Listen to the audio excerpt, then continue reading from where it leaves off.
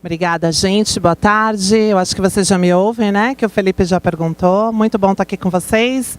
Acho que a gente vai trocar uma ideia. Já deixo meu e-mail, caso vocês queiram conexão depois. Meu LinkedIn também está aí. É bem fácil da gente se conectar.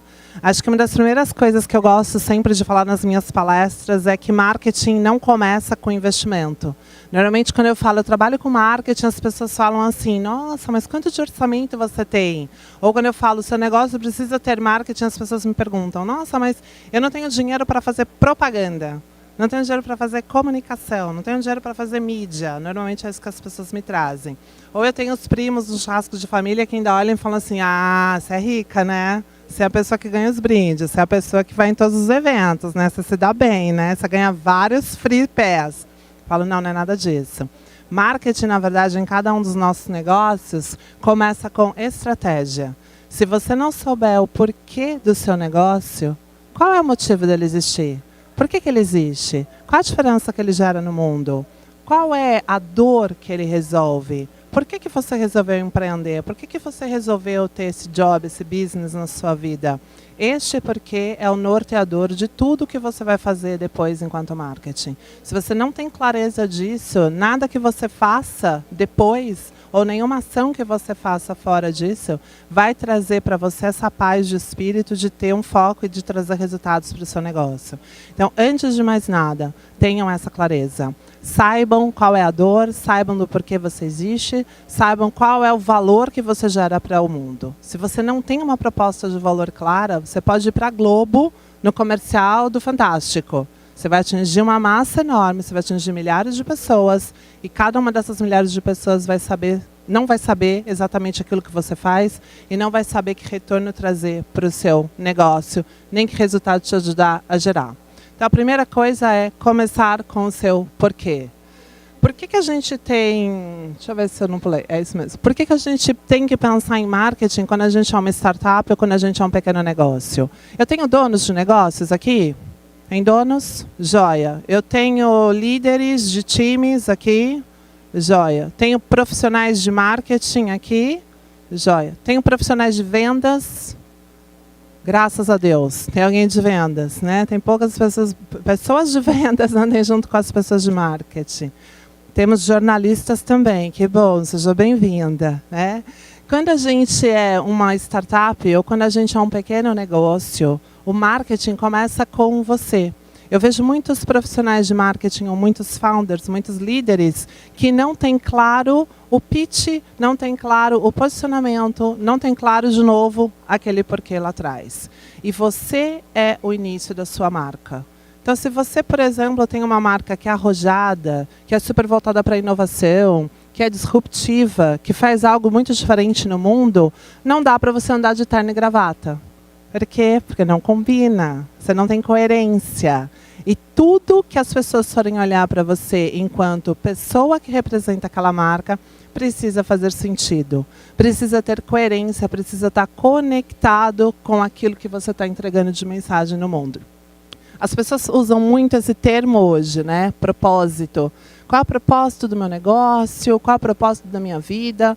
Eu ouço muitos jovens profissionais falarem, eu quero trabalhar com propósito, eu quero ter propósito.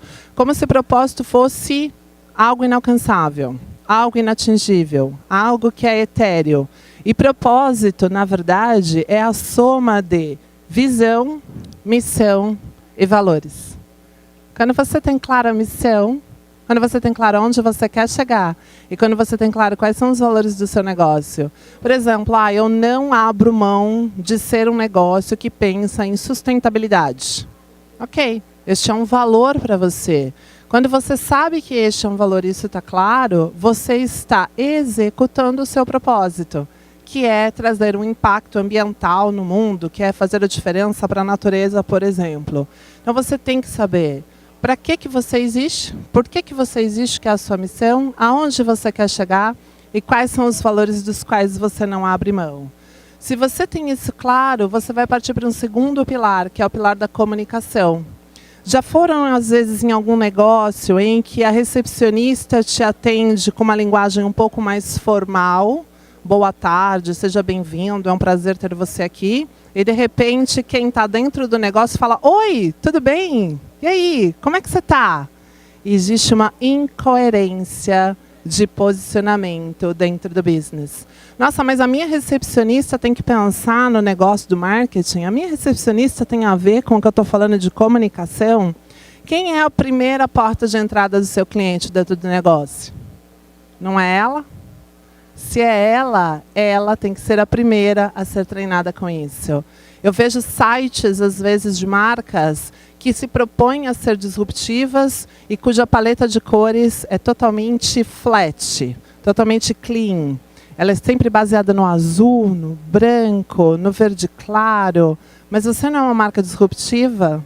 Será que não tem aí uma incoerência entre aquilo que você está colocando para fora no mercado e como você se apresenta? A coerência de comunicação, ela precisa andar em todos os aspectos de como você tem os pontos de contato com o seu consumidor. Seja esse consumidor uma pessoa física, seja esse consumidor uma pessoa jurídica. Essa verdade da coerência, ela vale tanto para o B2C quanto para o B2B. E ela precisa ter repetição e frequência.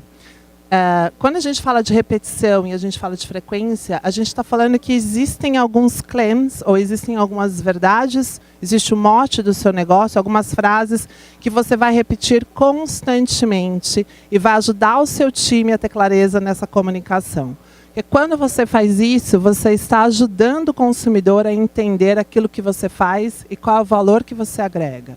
Então, se, por exemplo, você diz, meu negócio é ser simples e intuitivo, você vai ter que dar um jeito de usar esse simples e intuitivo em todas as peças de comunicação. Um e-mail é uma peça de comunicação? O que vocês acham? Sim ou não? Sim. Um atendimento telefônico é uma peça de comunicação? Uma assinatura de Facebook é uma peça de comunicação? Uma assinatura de Instagram, uma hashtag, é uma peça de comunicação? Camiseta que você usa dentro do seu evento. Eu estava andando por aqui pelo pavilhão e toda camiseta que eu vejo com uma frase eu paro para ler. Eu falo, gente, isso aqui é um outdoor. A gente não tinha outdoor nas ruas antigamente? Gigantescos, né? Em São Paulo a gente quase já não tem por causa da Lei Cidade Limpa. Mas o que é o outdoor hoje? É a camiseta. Então, se você é um pequeno negócio e você não tem dinheiro para investir no outdoor, nas cidades onde é possível ainda fazer isso, você é o seu outdoor. Você vai usar isso. Você vai ser essa peça de comunicação. E ao ser essa peça de comunicação, você está usando de frequência e de repetição. Porque a tua mensagem está sendo dita tanto quanto você fala, tanto quando alguém está lendo na sua camiseta. Às vezes é uma coisa simples, e eu gosto de trazer isso nas minhas palestras para desmistificar o que é comunicação. Desmistificar aquela ambição que a gente tem, ou aquela ilusão que a gente tem, de que para fazer marketing é preciso muito dinheiro. É preciso um volume absurdo de investimento. Como é que eu faço marketing se eu sou um pequeno negócio? Usando estratégia, usando você, tendo na cabeça que se você tiver repetição da sua mensagem, isso vai colar na cabeça do seu público. E essa repetição, eu vou usar de novo meu primo no churrasco de família. Começa lá no domingo, no meio da macarronada. Por quê? Porque se o seu primo sabe o que você está fazendo, ele conhece alguém que vai falar para esse alguém, que vai dizer para outro alguém, que vai dizer para outro alguém, e o teu mercado vai começar a chegar em você, porque a sua mensagem vai ganhando voz, ganhando repetição e mantendo a coerência. E a gente precisa sempre se lembrar que nós estamos num mundo onde a estratégia precisa ser pensada para estar adequada a um mundo volátil. A gente vai falar um pouquinho mais sobre isso, sobre o mundo VUCA ali na frente, mas nada hoje que a gente defina é 100% escrito em pedra, quando a gente fala de estratégia de marketing. Porque os consumidores mudam, os consumidores googlam a seu respeito, não googlam? Entram lá no Google e falam, nossa, deixa eu ver aqui, pesquisar OMI, por exemplo, que é a empresa que a gente trabalha. Deixa eu entender o que a OMI faz. Quando esse consumidor vem conversar com você, ele não está esperando para saber o que você tem a dizer para ele. Muitas vezes ele vem com questões na mesa. Ele vem com perguntas. Ele vem querendo estabelecer um diálogo. Então, a sua estratégia também precisa ser volátil. Em que sentido? Você precisa ter clareza do onde e não do como. Onde eu quero chegar com a minha comunicação? Que público eu quero atingir com a minha comunicação? Que dor eu quero resolver com essa minha comunicação? Como que eu vou levar o meu cliente a entender essa comunicação? É a segunda pergunta. Primeiro é onde? Onde você quer chegar? O que você quer atingir? Qual o tamanho do mercado no qual você quer ser referência? Onde que você quer, o tamanho que você quer chegar? Aí você vai descobrir, a partir do onde, os comos que podem te levar a esse onde. Eu acho que esse é um paradigma que eventos como esse está ajudando a quebrar, está ajudando a fazer sentido na cabeça das pessoas. Nós vivemos no mundo da velocidade, no mundo da agilidade, no mundo em que o que era hoje de manhã, talvez agora na hora do almoço não seja mais. Vou dar um exemplo prático para vocês. Estou comprando uma passagem que vou tirar férias e vou viajar. Ontem, a passagem estava um preço em função da taxação do dólar. Hoje de manhã, já era outro preço. E eu escolhi ontem a passagem e ela foi emitida hoje. Como a variação do dólar mexeu, o que aconteceu com o preço da minha passagem? Subiu. Infelizmente subiu, não desceu. Ela subiu. O que acontece com o seu consumidor? A mesma coisa. Ele toma uma decisão baseada em algo que ele ouviu a seu respeito, ele entende que você tem um produto bacana, ele até entendeu que você tem uma solução para ele, aí ele fala assim para você, eu vou conversar com a minha esposa? Ou eu vou pedir uma opinião? Ou segura essa oferta aqui para mim que amanhã eu volto? Esse amanhã talvez nunca mais chegue. Por quê? Porque ele mudou, porque ele foi volátil. Porque alguém tem uma opinião contrária à dele para aquela aquisição, por exemplo. Por isso que a sua estratégia precisa mirar o onde você quer chegar e não o como você quer chegar. Ficou claro? Tudo bem? Se você pode inspirar outros para sonhar mais e para aprender mais, você é um líder. Quando a gente fala em posicionamento de marca, que é um dos aspectos clássicos e tradicionais do marketing, a gente precisa considerar se, enquanto marca, nós inspiramos os nossos consumidores a sonhar, a aprender, a evoluir. Se nós somos conectados o suficiente para gerar essa inspiração. Se a gente consegue provocar reflexão nos nossos públicos. Se a gente consegue ser relevante ao ponto dessa pessoa nos dar minutos da sua atenção. Eu estou falando com vocês aqui hoje, vocês estão com fone. O fone ajuda na concentração, mas para mim, por exemplo, que estou sem fone, eu sei que tem uma voz e um barulho ao redor acontecendo. E eu preciso, proativamente, tomar a decisão de me concentrar e me conectar com vocês. A mesma coisa acontece com o nosso consumidor. Ele está ouvindo de você e no WhatsApp. Não é assim? Ele está, às vezes, falando com você no telefone com 4 browsers abertos no Chrome. Ele está passeando, se você é uma loja física, por exemplo, no calçadão ou no shopping, e ele está olhando a sua vitrine e a vitrine do outro. Você precisa olhar para você mesmo e fazer a pergunta, por que ele compraria de mim e não do vizinho? Em que eu inspiro essa minha audiência? Em que eu sou relevante para essa minha audiência? Como é que eu vou fazer essa audiência sonhar os meus sonhos e entender as dores que eu resolvo? E aí a gente vai falar um pouquinho assim, de um comecinho, que é um assunto bacana para quem tiver mais interesse em se aprofundar, em neuromarketing e o marketing das emoções. São 2 disciplinas novas, muito legais, que vocês podem depois pesquisar um pouquinho para chegar nisso. Quando você inspira outros, você se torna uma referência. Quando você se torna uma referência, você começa a assumir um papel de liderança. Quando você assume um papel de liderança, você começa a atrair consumidores e não só buscar consumidores. Por que que todo almoço de família, que a gente considera que é um almoço de sucesso, tem Coca-Cola e não outro refrigerante? Porque a Coca-Cola nos ensinou durante anos, com aquelas suas cenas de família nos comerciais e nas fotos, de que um bom almoço de família merece uma garrafa de Coca-Cola, ainda que ela tenha um custo mais alto do que os demais refrigerantes. Depois, quando começou a onda das questões das comidas mais saudáveis, o que a Coca-Cola fez?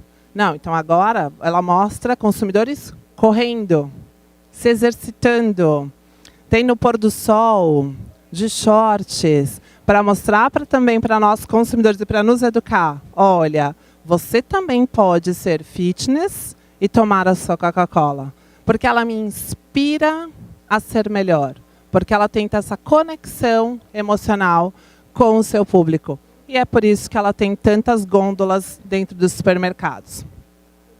Quem não conhece Simon Sinek, por favor, ele tem diversos vídeos no YouTube, ele tem um blog, ele é muito legal. E ele explica para a gente como é que a gente faz para entender o porquê dos nossos negócios. Você lembra? Marketing começa no porquê. Então, por que que o seu negócio existe? Qual é o propósito? E aí, só retomando, o propósito é a soma de missão, visão e valores. Não é nada místico, gente. Não é nada que não dê para escrever. Vamos tirar a gourmetização do marketing. Marketing não precisa ser gourmet para dar certo. Depois você vai descobrir, se você já tem o porquê claro, como que você endereça esse porquê. Como é que o seu propósito, a sua missão, sua visão e seus valores se tornam tangíveis? É através de um produto físico? É através de um produto digital? É através da comida? É através de um cosmético? É através de um serviço? Como é que você tangibiliza isso? E depois, por último, o quê? Em geral, as empresas começam aqui, no o quê? Eu vou abrir um negócio. Aí a gente ouve do quê? E aí a gente vai definir, eu vou abrir um negócio de vender brigadeiro. Então eu vou fazer brigadeiro. E aí as pessoas começam a fazer brigadeiro. E aí elas descobrem, nossa, mas como que eu faço brigadeiro? Como que eu vendo brigadeiro? E aí elas vão para o segundo nível. E elas dificilmente chegam no porquê. Quando o porquê deveria ser o ponto de início da nossa trajetória. E por que que o porquê precisa ser o ponto de início?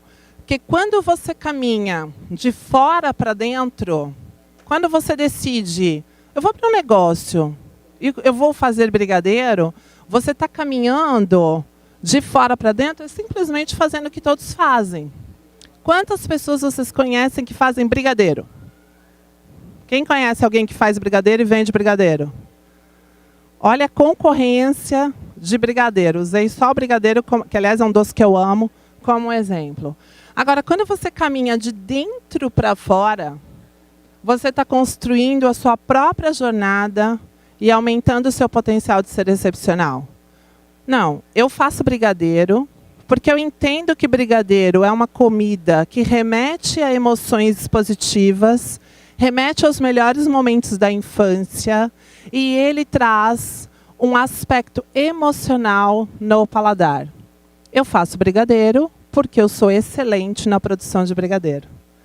Quando se tem essa clareza do porquê se faz o brigadeiro, você está de dentro para fora. Você está colocando a sua proposta de valor de forma tangível. Porque aí você vai se perguntar, puxa, se eu sou uma excelente produtora de brigadeiro, então eu vou usar excelentes ingredientes? Eu vou ter um processo de fabricação desse brigadeiro. Eu vou pensar em como apresentar este brigadeiro. Você caminhou de dentro para fora. É por isso que um café, normalmente, eu vou dizer preços de São Paulo, mas vocês adequem aqui para o preço de Floripa. Se eu vou numa padaria e tomo um café normal, R$ 4,50, R$ 5 a xícara. Se eu vou no France Café, que é uma rede de franquias de café, R$ 7, R$ 8. Se eu vou na Starbucks, consigo pagar menos que R$ 10 num café? Quanto custa o Latte? lá em São Paulo, a partir de 13, 14 reais. Mas não é tudo café? O que você faz que outras marcas não fazem?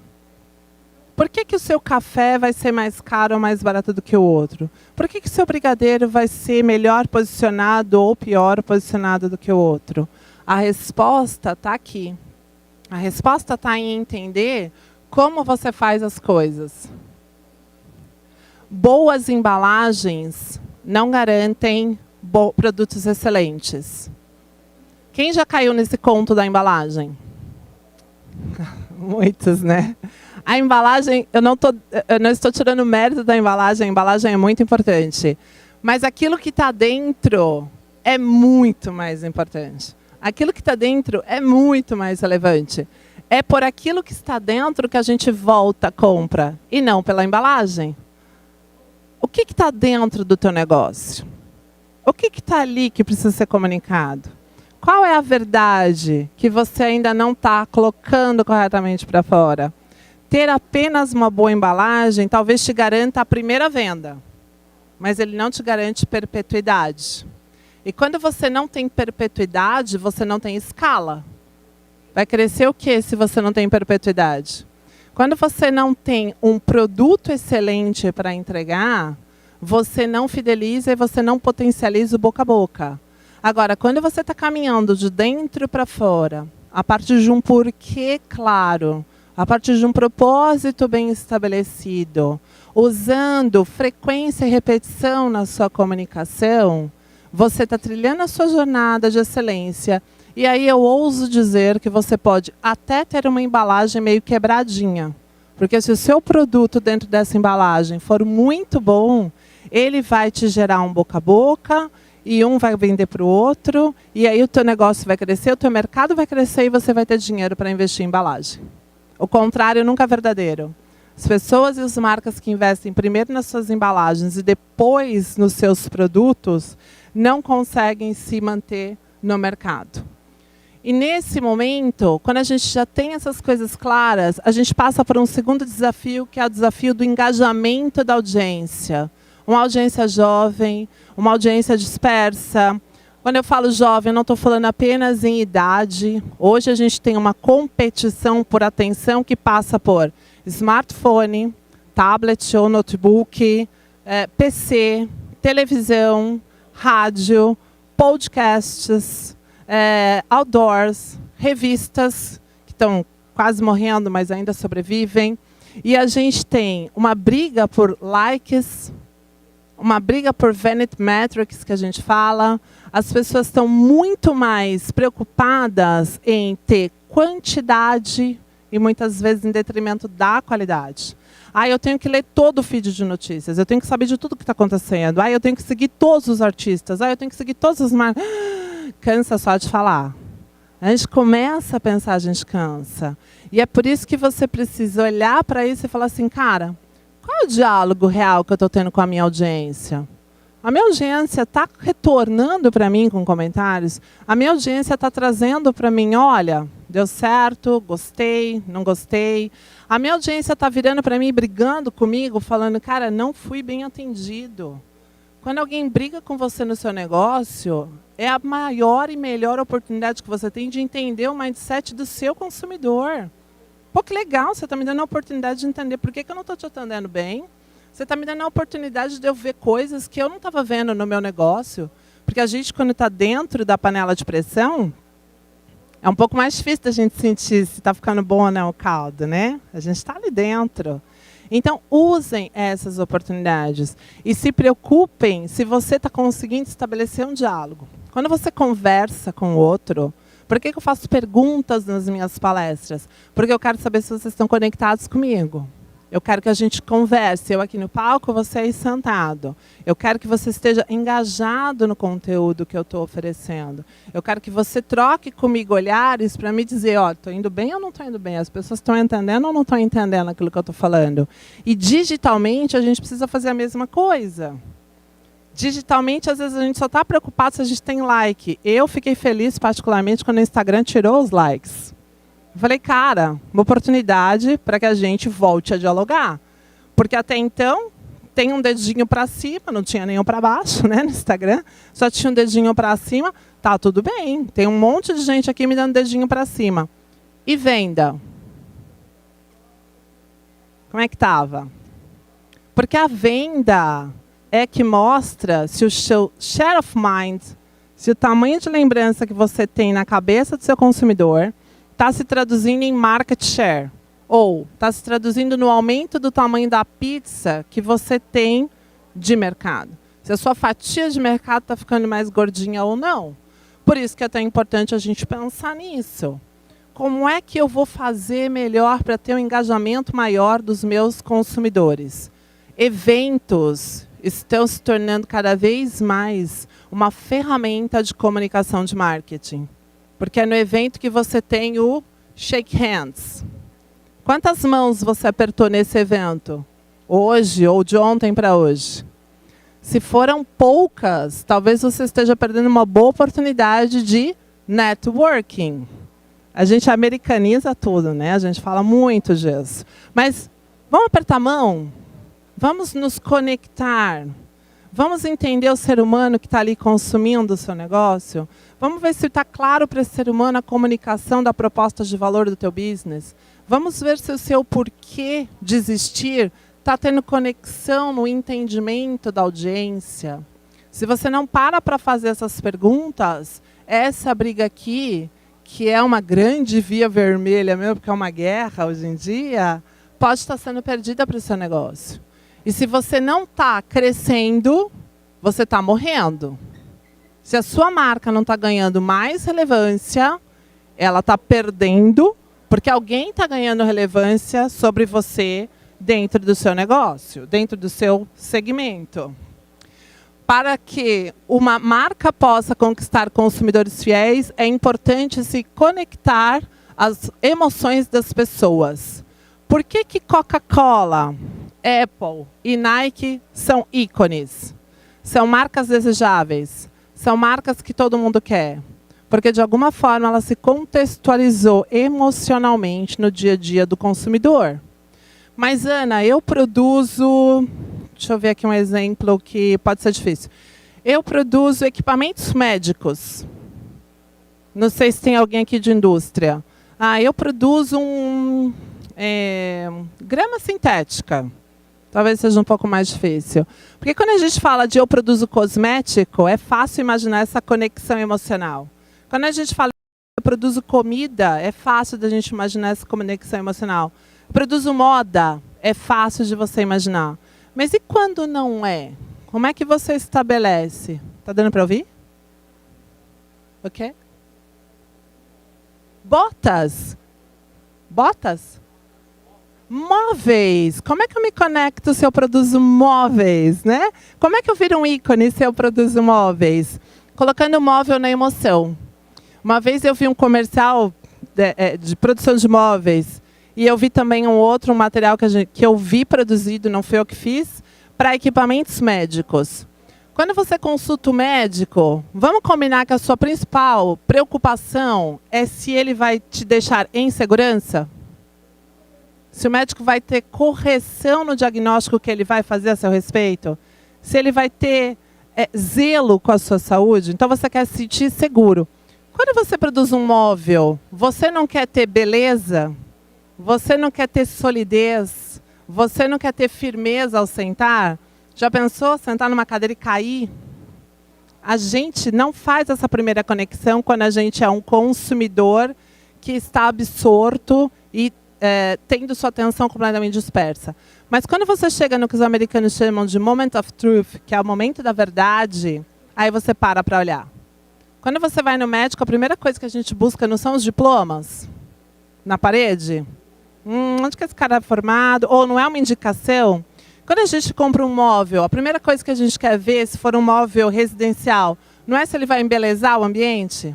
Se ele for um móvel para escritório, quem for comprar não vai se preocupar com atributos como durabilidade, material que está sendo usado, preço daquele imóvel. Como é que você coloca isso na emoção do seu consumidor? Vendendo o benefício e não a feature tangível. Toda vez que você fala, eu produzo algo que é feito com material X, Y, Z, que tem duração... Você está vendendo feature, você está vendendo característica, atributo de produto.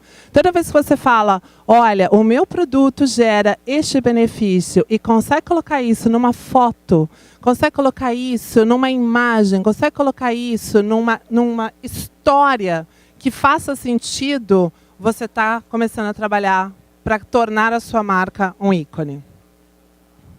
Inspire outros. Lembra quando a gente falou que marcas que inspiram, que geram, que provocam essa reflexão, acabam assumindo o papel de liderança e se tornam ícones? Apple, para mim, é sempre uma dessas marcas que eu paro para olhar e falo, cara, aqui no Brasil o preço da Apple é tipo muito absurdo, não é? Vamos combinar? É além do aceitável, às vezes. Entendo toda a nossa tributação e tudo mais. Mas a Apple é uma marca que inspira uma comunidade e que inspira uma geração. Quando você tem isso claro, quando você consegue saber quais são os benefícios e os atributos do seu produto que inspiram outros, você começa o processo de branding. Porque branding, no final do dia, é um conjunto de atributos que tenham e que façam profundo significado para a sua audiência. Quem compra a Apple compra pelos aspectos, features técnicas, até compra. Ah, tem uma memória, tem uma câmera, tem nenenê. Mas no final do dia mesmo, na sua grande maioria, compra porque acredita que a Apple é disruptiva. A Apple está à frente do seu tempo. A Apple vai me trazer o futuro que eu ainda não conheço. A Apple vai fazer com que eu me sinta num status diferenciado. Então, são todos atributos emocionais de compra, embora o celular seja um item utilitário. No final do dia, ele está deixando de ser celular, está deixando de ser telefone para se tornar quase que um computador. Mas ele é um utilitário. Ele serve para você falar, serve para você teclar e serve para você ter os seus arquivos. Ele não é nada emocional, mas ele está assumindo esse papel emocional nas nossas vidas. Para que uma marca possa... Eu voltei, sorry. Uma marca é um conjunto de expectativas, memórias, histórias e relacionamentos que juntos são responsáveis por fazer o consumidor escolher um produto ou serviço em vez de outros. O quanto daquilo que é o teu negócio está gerando de expectativa no público consumidor? Quais são as memórias que ele ajuda a compor? Quais são as histórias que você conta para esse público? Como é que você se conecta? Você precisa chegar no coração desse consumidor. Ana, mas eu tenho que ter um ótimo produto. Eu tenho que ter embalagem. Tem que ter uma ótima embalagem. Eu tenho que ter preço. Você tem que ter preço.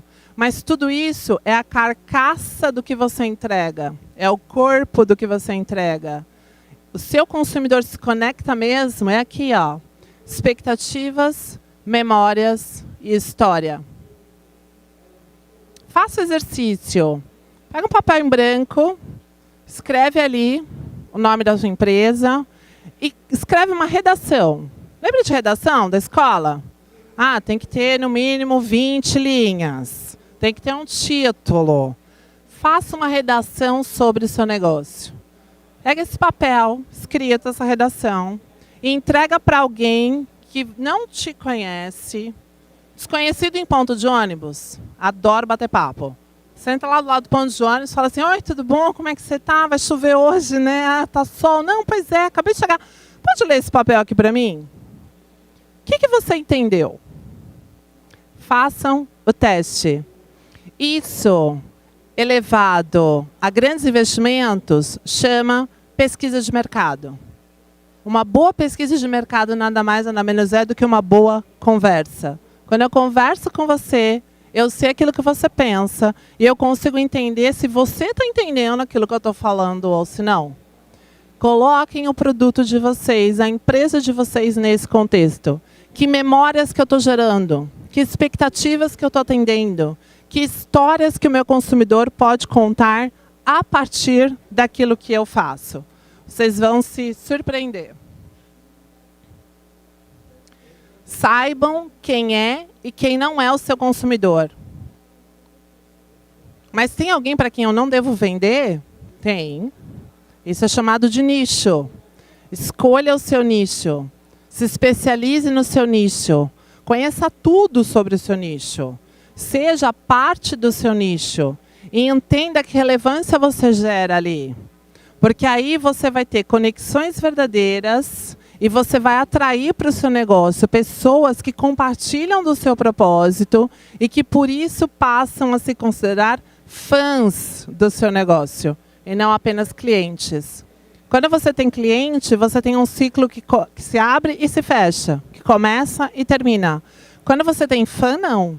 Quando você tem fã, ele começa com você e ele vai sendo leal a você. Essa lealdade vai sendo construída. Por quê? Porque vocês compartilham o mesmo propósito. Todo mundo tem uma banda preferida? Mesmo quando o artista fez alguma coisa que não era muito legal? A gente continua fã, não continua? A gente continua gostando daquela banda. Por quê? Porque a gente tem algo do qual a gente compartilha. A gente tem uma conexão emocional. Eu não vou conseguir falar sobre VUCA porque eu estou vendo meu relógio aqui correndo, mas saibam que tudo na vida hoje passa por esse conceito. Muito material na internet, podem googlar. VUCA é uma sigla em inglês que fala sobre volatilidade, sobre incerteza, sobre complexidade e sobre ambiguidade. E para traduzir para vocês tudo isso, o que eu não posso deixar de falar é: hoje, o que nós precisamos enquanto negócio é ter uma capacidade de adaptabilidade, ter conforto no desconforto. O mundo está desconfortável, os consumidores estão mais complexos, as coisas estão muito mais rápidas, as mudanças acontecem sem muita previsibilidade e as marcas precisam estar preparadas para atuarem nesse mundo. E aí, quando a gente fala disso, a gente pode falar de 3 ondas, quando você está falando de comunicação. Dentro dessas 3 ondas, o mais importante é desaprenda para reaprender. Se a sua marca sempre se comunicou da mesma forma, no mesmo cadenciamento, com o mesmo público, pega tudo que você sabe, coloca só um pouquinho de lado, não é joga fora não, coloca um pouquinho de lado. Desaprende isso por algumas horas, por alguns dias, e vai reaprender com o seu público. Porque o seu público mudou, o seu mercado mudou, o mundo está em mudança. Então, pega tudo que você sabe, deixa de ladinho, vai olhar para como está na realidade, e depois você conecta os 2 pontos. Como consumidor, com o mercado, com a futurologia.